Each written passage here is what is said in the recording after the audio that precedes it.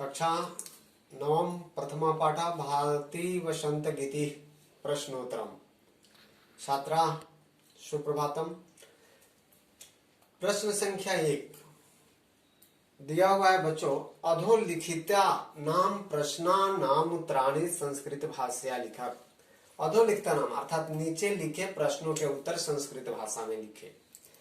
पहला क में कहता है, पहला का क है, कवि बिना पानिम किम कथयति। कवि बिना पानिम को क्या कहते हैं। बिना पानिम अर्थात माँ सरस्वती को। कवि उस श्लोक में अर्थात बसंत गीति में कवि के द्वारा क्या कहा गया है, माँ सरस्वती को। तो यही कहा गया है कि कवि बिना पानिम बिनाम निनादितुम कथयतिम। कवि के द्वारा क्या कहा गया है कि हे बिना पानी अपनी बीना को बजाओ। निनादितुम बजाने के लिए, निनाद मतलब होता है बजाना, तो अपनी बीना को बजाने के लिए कहा गया है। ओके, कभी बिना पानी बिनाम निनादितुम कथयति मतलब स्व बिनाम अपने बीना को बजाने के लिए। ख में कहा गया है वसंते किम भवति। वसंत ऋतु में क्या होता है, वसंत में क्या होता है। तो श्लोक में भी दिया हुआ है, श्लोक में जो दिया हुआ है उसी को लिखना है। वसंते मधुर मंजरी पिंजरी भूतमाला सरसा रसाला लसंती। अर्थात बसंत ऋतु में कवि के द्वारा नहीं, हाँ, तो कवि का जो वर्णन है उसमें कवि के द्वारा लिखा गया है कि बसंत में मधुर मंजरी पिंजरी भूतमाला सरसा रसाला होती है। मतलब आम के मंजर सुशोभित होते हैं, सरसों इत्यादि के फूल जो भी चीज होते हैं वो सुमन वो सरस हो जाते हैं, रसयुक्त हो जाते हैं। और उनकी आम की जो पत्तियां होती है, जो वृक्षों में मंजर लगे होते हैं, वो बड़ा सुशोभित होते हैं। लसंती मतलब खिलते हैं, सुशोभित होते हैं।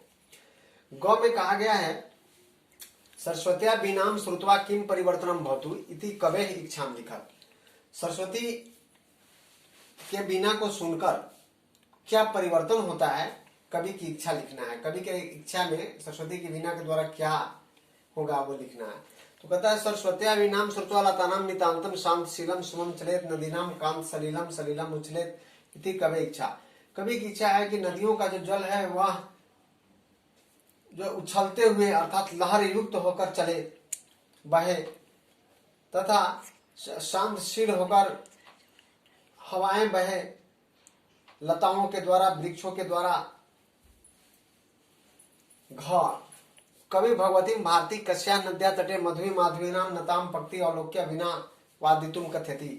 कवि माँ भगवती को अर्थात माँ सरस्वती को किसकी नदी के तट पर उस तरह के झुके हुए वेद के वृक्षों इत्यादि को बिना बजाने के लिए कहते हैं। तो कहते हैं कवि भगवती भारती को कालिंदात्म जाया नद्या अर्थात जमुना नदी के तट पर वेद के वृक्षों के लटके हुए अर्थात झुके हुए लताओं को देखकर वीणा बजाने के लिए कहते हैं।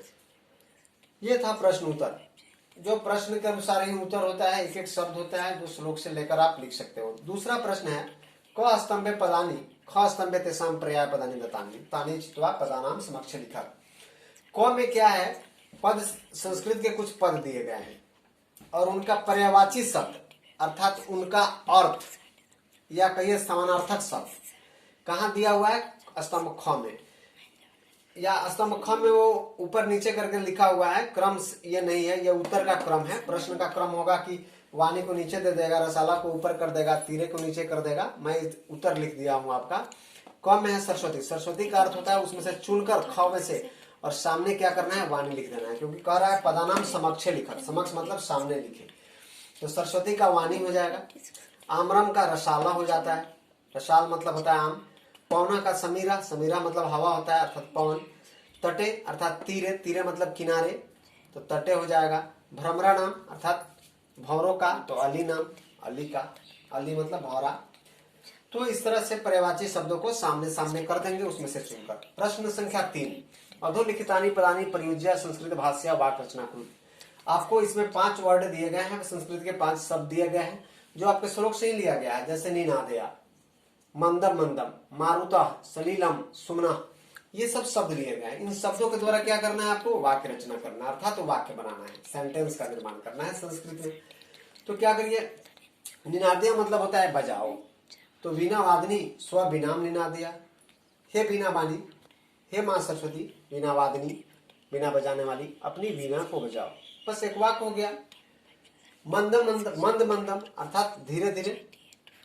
जमुना तटे मंदम मंदम समीरा भवती, जमुना के तट पर क्या है, मंद मंद हवा बहती है।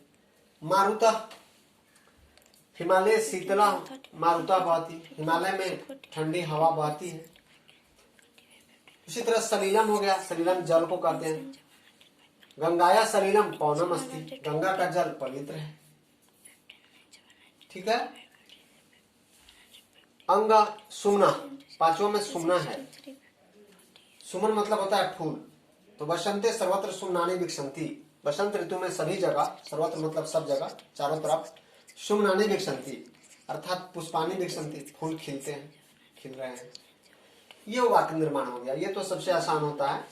फिर ये श्लोक पढ़ेंगे तो श्लोक से आपको उत्तर आ जाएगा बनाने। और यहाँ पर्यायवाची सब कुछ दिए गए हैं। ये पर्यायवाची आपका अंतिम प्रश्न जो होता है वो इसी से लिया होता है, 3 नंबर का क्वेश्चन। इस तरह से आप ये अगर पढ़ लेंगे तो कथा क्रम भी हो सकता है या कभी क्रम में आ जाए तो अगले दिन इसके शेष प्रश्न जो बचे हुए हैं उसको करवाया जाएगा।